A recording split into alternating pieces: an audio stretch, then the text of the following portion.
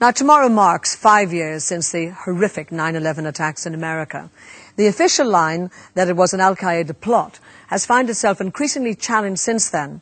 A recent poll showed that almost half the US population, that's a high figure, half, believe that there's been a Washington cover-up, and a film dealing with the conspiracy claims is one of the current hottest internet downloads.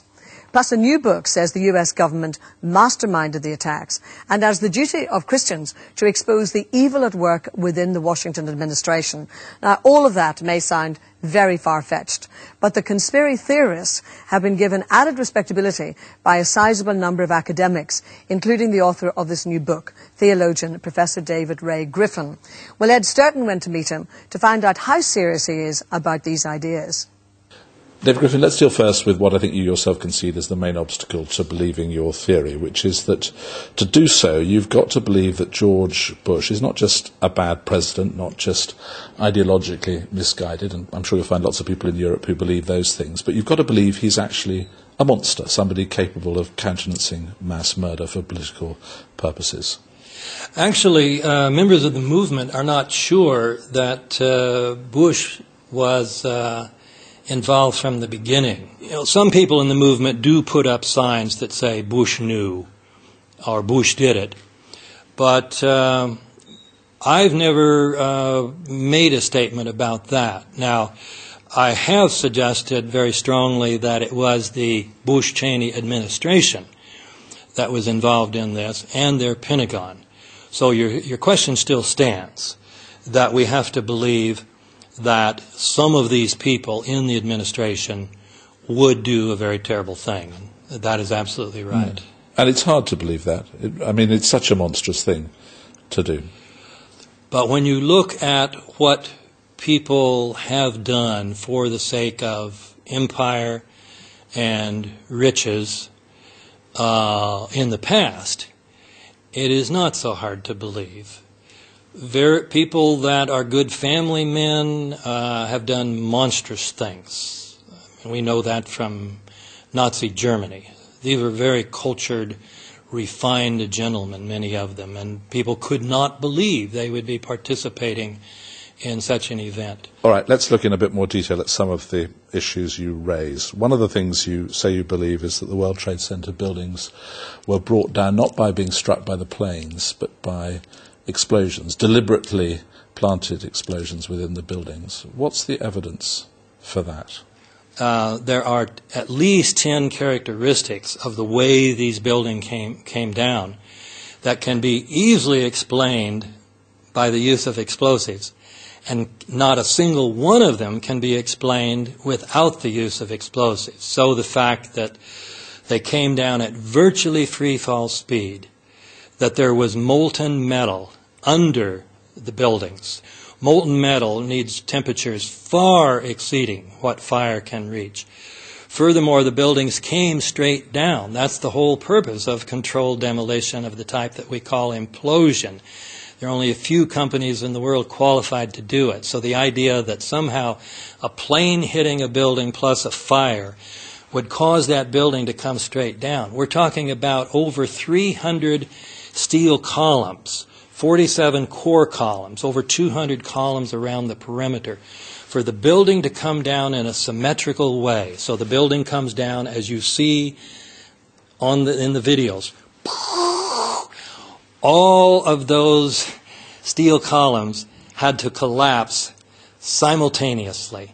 For that to have occurred because of random fires throughout the buildings would be an absolute miracle. Furthermore, there are literally dozens of witnesses who report hearing explosions going off in the towers.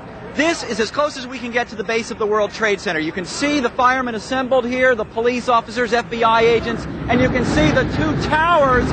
A huge explosion now raining debris on all of us. We better get out of the way! All right, what about the Pentagon? Why do you think that what hit the Pentagon was not a passenger airliner, but a missile? I'm not sure it was a missile. I'm just sure it was not Flight 77 under the control of Hani Hanjour. Part of the reason for that is that there is simply no evidence that it was a large airliner. There's no debris, there's no damage that suggests this was by an airliner. They want to say, well, it shattered. What about those steel turbine engines? Did they shatter when they hit the... So there's simply no evidence that it was an airliner. If the purpose of the operation was political, as you suggest it was, that would have been perfectly adequately achieved by flying a couple of planes into the World Trade Center, wouldn't it? Why fly a missile into the Pentagon? Why bring the towers down by controlled demolition? What would the point of that be? This image of the planes hitting the towers, and then the image of the towers coming down, and then the thousands of people who were killed, this was ingrained into the American psyche. And it got the American people ready for revenge. And frankly, many of them didn't care against whom. They wanted revenge, and frankly, against Arab Muslims. Let's move on to the theology behind some of these ideas. You've got a chapter here in your book called The American Empire, Demonic Evil. What do you mean by that? That chapter is preceded by a chapter on the historical Jesus, and based on the notion that New Testament scholars have emphasized more recently, that Jesus was preaching an anti-imperial gospel. And of course that makes sense. Palestine was occupied by the Roman Empire, and they were doing horrible things to the Palestinian people. And so the fact that he would be preaching such a gospel of liberation is not a surprise. I suggest then that that Jesus thought of the Roman Empire as demonic.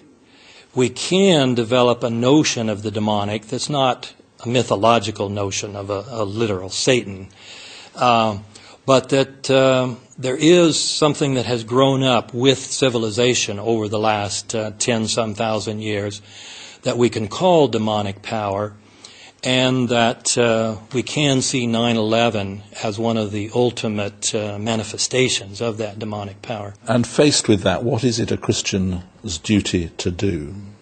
Well, it's if you're a Christian who happens to be a theologian and can write books and get them published, I think it's your duty to write a book and get it published that says just this, and try to call the larger Christian world, call its attention to this, get them to look into the possibility and see if other Christians agree too. Did you worry at all about the sort of criticism you get in publishing these books and these series, that you'd be accused of being a nutcase? Oh, the conspiracy theory charge? Yeah. Well, the official theory about 9/11 is a conspiracy theory, that 19 members of Al-Qaeda conspired to defeat the most powerful military force in history and to bring down 3 buildings by hitting 2 of them. So it's a conspiracy theory. So anybody who says, well, what you're talking about is conspiracy theory, and we know that conspiracy theories are nutty, they ignore the fact the official theory is a conspiracy theory. So the question is, which of the conspiracy theories is true? And we judge that by which one has the best evidence. And when you look at the evidence for the official theory, it all evaporates. David Griffin, thank you very much indeed for talking to us. Thank you. Well, a lot of issues to consider in that particular interview, and listening to it with me are, of course, Peter Hitchens and John Irvin, Dean of Coventry. And we're also joined in our London studio by former employee of the British Security Services, David Shayler. Good morning, David, and I'd like to go to you first of all. You're obviously listening to that particular interview. It has been put forward as a nutcase theory, but what's your opinion on it? Well, I think it's not case theory at all. I think if you look at the evidence, Dr. Griffin is absolutely right. There are issues that were not explained by the 9/11 Commission. There was evidence that was not looked at by the 9/11 Commission. But particularly what they've got to answer is how there are hotspots on ground zero taken by a thermal satellite 5 days later. There's no explanation in the official theory about where the energy comes from to create that. But if you take the theory of controlled demolition with the use of the explosive thermite, one of the byproducts of that is molten iron. So clearly this would be the heat from the molten iron still glowing. And that's a very good example, really, of where the official story can't answer the question, but we can with our theory. But on the other hand, I just made a few notes myself while the film was on. I mean, if you look at the monstrous actions that we've witnessed, and it still spells out as much horror today when you watch the film as it did 5 years ago. But, you know, he talks in the series about those, ingrained images of the towers coming down, conditioning for revenge. I mean, surely that's a very far-fetched theory, that there would be No, I mean, we've actually realised now through historical research that this kind of what we call false flag terrorism is in fact routine. This is not 9/11 is not a new precedent. It's part of foreign policy and so on.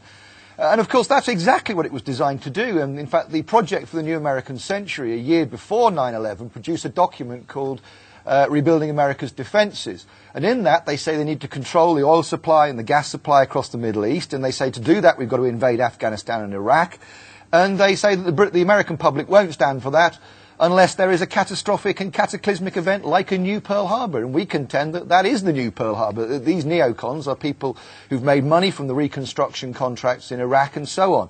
This was quite deliberately designed to inflame American public opinion, to justify adventurism on the part of the Americans in the Middle East. But let's just expand it a bit. I mean, why, and then I want to bring my guests in the studio in as well, why do you think that we as the public seem to go along with so many conspiracies, whether it was John F. Kennedy, that's been going on for years, whether it's Princess Diana?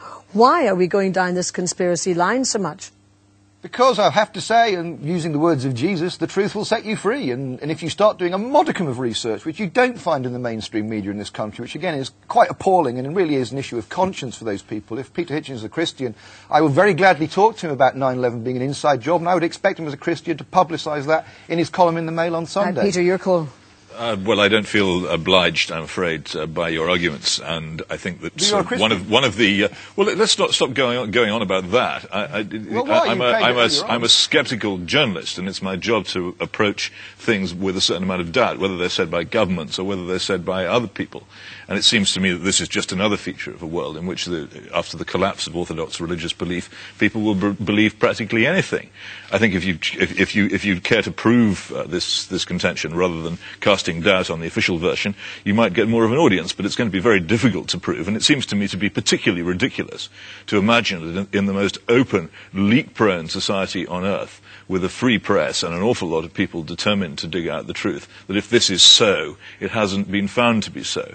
There is a reason why. There's another, as you know, a hugely widespread conspiracy theory in the Muslim world about the same event. You can't get that out of people's heads either, which I won't detail here because it's so ludicrous. There is a reason behind this, of course, that the September the 11th events have certainly been used by the authorities to create a kind of cult to stamp out reason. And what they say, whenever anybody says, well, actually, I don't need an identity card, or I don't need all these ridiculous security measures that you're imposing on me, they say, no, 9/11 changed everything, and it's even become an incantation, 9/11. If you refer to it as September the 11th, you're a kind of heretic.